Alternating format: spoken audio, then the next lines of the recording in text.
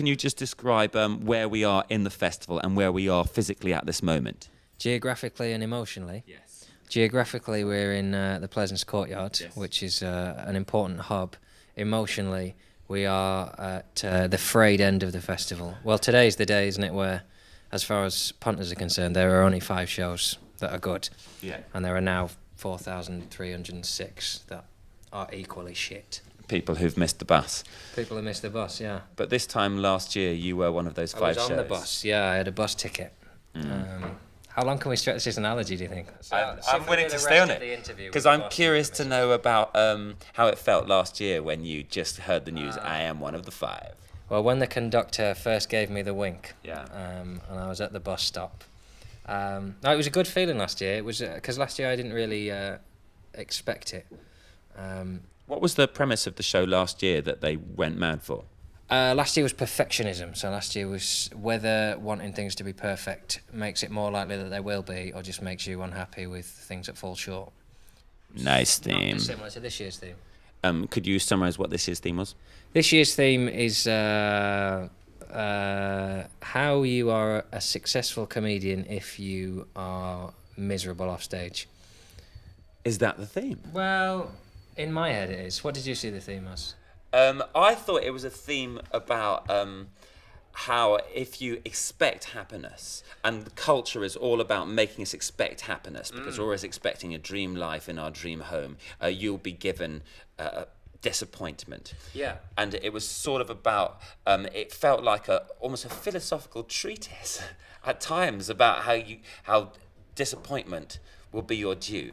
But then in it, actually, there's so many bits of joy that are really funny. Like the bit that really tickled me again tonight was there's a news story about a crocodile that's found near Huddersfield. Yeah. And in the radio interview, there is an old man who says the strangest words that I ever heard on radio, which are...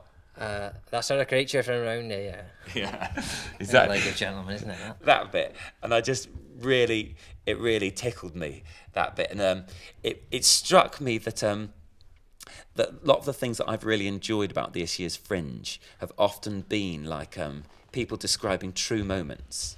Yeah, well, that's what comically I tend towards that, but I find it more and more frustrating because it's much easier to make stuff up, and very often if you're telling a story, Yeah.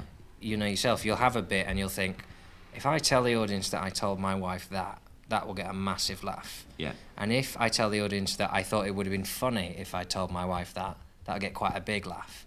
And you're actually limited by the truth. Yeah. And I try and always, with my routines, say things like, it would have been funny if I'd said, or I thought maybe, and you know, this is the first year I've felt that is a futile endeavour and I should just absolutely talk out of my arse. You are extremely tied to truth at times. Yeah.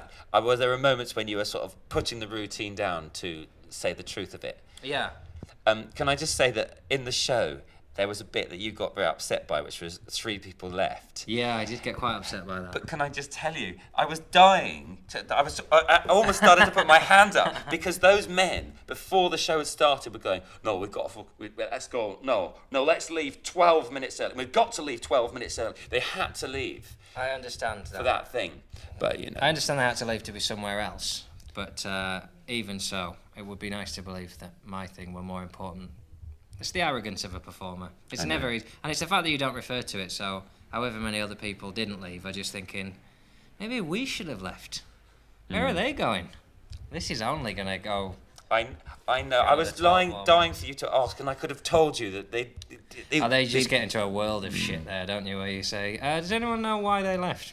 Yeah, they just hated you and your ideas and your thoughts on the world. Yeah, you're right. It wasn't the right thing to have asked. No, it's you know, especially in Edinburgh. Last year I had a room that was so hot that people were leaving sort of 20 minutes in because they felt so nauseous with the heat.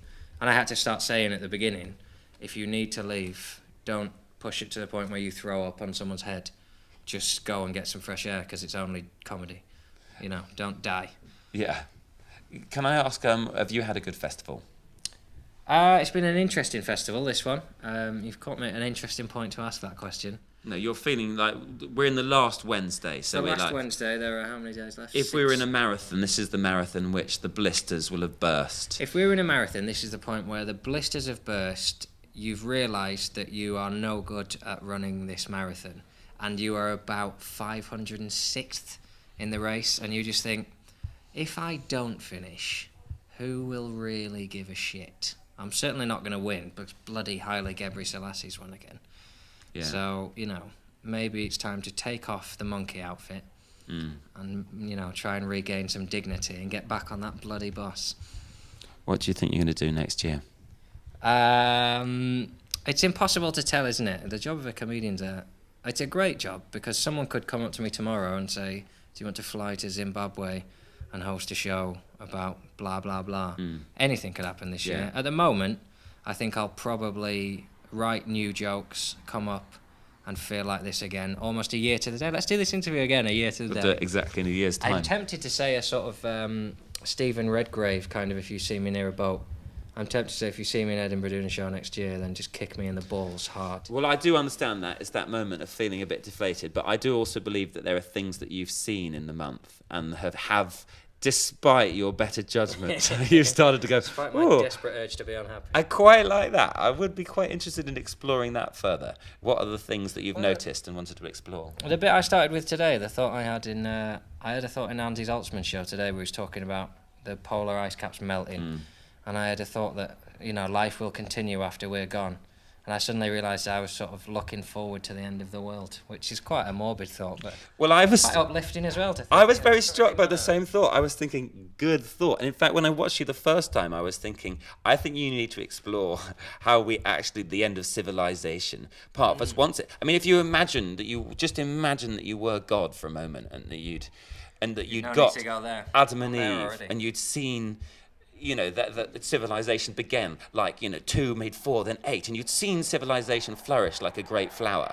Yeah. At this point, with 6 billion here, you'd have to feel that the petals were at least browning a bit as the sound of this jet engine of the bomb coming down. Comes down. The nukes have been dropped. Yeah. Do you know there's a book called Sum, S-U-M, by David Eagleman? Have you read it? It's on that theory of, they're sort of humanising God a little bit, and there are some great stories where God is just a man who sort of made Adam and Eve and was proud and is now just up there going, the fuck are you doing with this? I don't know. There'll be new ideas, and, in September you get away and you do something else. I'm going away for a couple of weeks to a cottage in the middle of nowhere, and I'll suddenly get all excited again, and there'll be leaves and rivers and the laughter of children. And all the stuff that is supposed to matter in life. That at the moment, I mean, you get 2 minutes out of the Edinburgh Festival, suddenly it's an irrelevance. You can't believe you got so het up in it. Also, I think the theme of civilization reaching its end and the frustration of it would be very funny. Because during your show, you imagined that we'd be digging up the people and we'd be going, so what the heck happened to those people? And you'd be looking at the human race and you'd be having to think, well, they must have been like kind of old ladies or something. They were going, well, that if you carry on flying those planes, the rest of the world will actually, the air will disappear. Oh, yes. Yeah. Oh, yes. Is it Billy Connolly does the bit about putting life jackets on planes, not so that it'll save your life, but because in 10 million years they'll think there was a river here.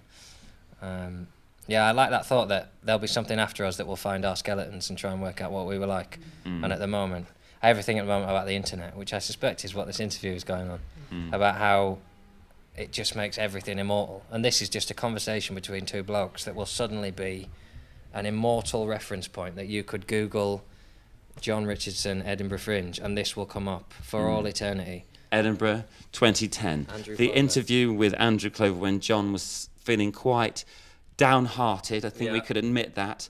The final Wednesday of the Fringe. However, the point in which he realised that next year he would take on the full destruction of the species. The end is I. That's what I'll call it.